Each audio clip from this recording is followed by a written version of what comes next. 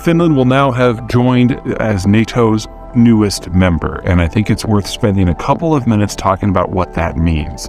Some of the folks who were concerned about Finland joining said that, this is going to add roughly 1,000 kilometers of border between NATO and Russia. But that's really not the way to look at it, because that is a border zone, basically the northern 8/10 of the Finnish border zone, that's completely empty and unpopulated. The type of military incursion you would see in that area, which has no infrastructure, would be limited to special forces going after reindeer. And if there's one thing that we've seen in the Ukrainian war to this point, Russian special forces are not nearly as special as we all thought. As a rule, once you leave the Russian military, you either become a full-time civilian or you join a group like Wagner. And Wagner is already completely committed to Ukraine. In fact, the Russians are literally running out of veterans that they can tap. Anyone with skills that are military appropriate has pretty much already been committed to the cause. And the Russians are even liquidating some of their positions abroad and elsewhere in the country in order to support the Ukrainian war effort.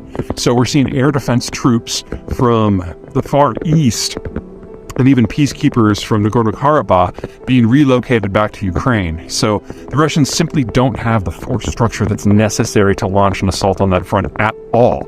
And if you look back historically, if anything, it's the Finns that might get a little punchy now that they've got a security guarantee from a couple of nuclear powers.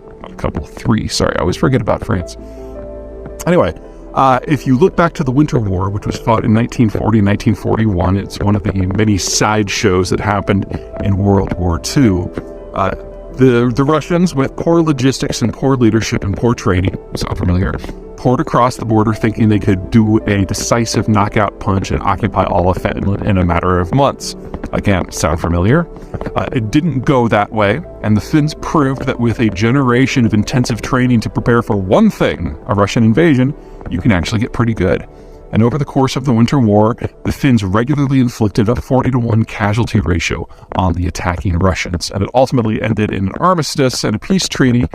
Technically, the peace treaty was very bad for Finland, but once the snows melt, then the Russian forces were able to act like Russian forces and use human wave tactics. And so the Finns realized that they had to settle before the spring really locked in, and because of that, they gave up territory that was home to about 1/5 of their population at the time.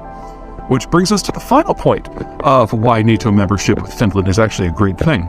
That chunk of territory that the Finns gave up is called the Karelian Isthmus. It's a sliver of territory just to the northwest of St. Petersburg, sandwiched between the Gulf of Finland and Lake Lagota. And as you approach St. Petersburg, it narrows. It is relatively rugged, it is heavily forested, there's a bunch of swamps, a huge number of lakes, and very, very limited infrastructure. So if we did see a renewed conflict between Finland and Moscow, regardless of who started it, the Finns would be able to use very, very short-range fighters and bombers and even artillery to destroy that infrastructure to forestall any Russian advance. So all this raises the question of why Finland has not been in NATO until now. I mean, it's from a defensive point of view, it's a pretty slam-dunk case. And it has to do with that same Winter War.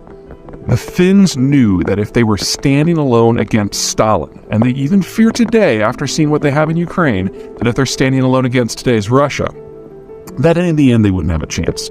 Finland's a country of just a few million people versus Russia's 130 million plus.